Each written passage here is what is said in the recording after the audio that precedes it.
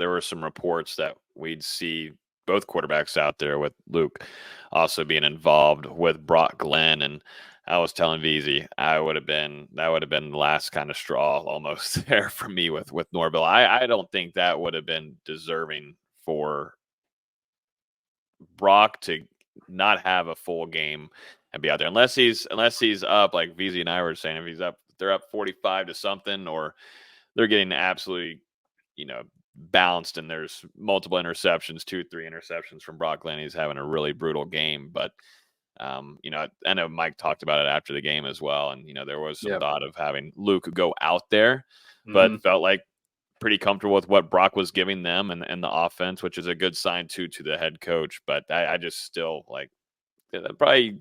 I think it's a great idea to have your backup ready when you're facing a team like Clemson that's going to bring pressure like they did, and you have a awful offensive line. So you better have both quarterbacks ready.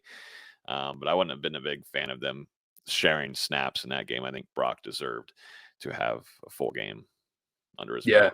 Yeah, I agree with you. It just really wouldn't have made sense to play Luke in that moment, simply because of the way that Mike Norvell leashed himself to DJ through those first 5 games. And, then you do make a quarterback change and you decide to put in another guy that quickly. It goes against what we saw from him throughout the season so far. Now, he did talk about after the game and, said that it was something that Florida State thought about, and, they've kind of looked into to see if there are different scenarios where they can put him in where, he can help impact the game in a positive way. And, Mike continued to kind of express that sentiment when asked about it again today after Tuesday's practice. So, it wouldn't surprise me at some point, maybe later on in the season, we see a little bit of Luke Kromenhoek. I don't know exactly what that's going to look like. I don't necessarily see him starting a game over Brock unless Brock ends up going down with an injury, which,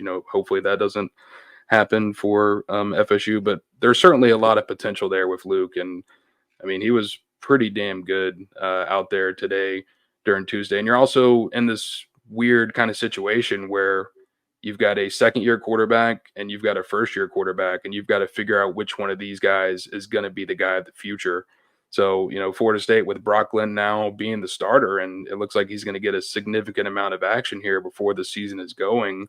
That's almost given him a little bit of a potential leg up when you're thinking about a quarterback competition going into next year. So I think Mike is just trying to keep Luke engaged, locked in, continuing to mention him in these press conferences, let him know we're still thinking about you, even though Brock is in there, because you don't want to have some type of fishy situation whenever you get to December. And, I'll be honest, we know how this back channel stuff goes, and you've got these guys putting stuff in other people's ears, and, someone would be like, oh, FSU is not going to start you. They're going to start Brock Glenn.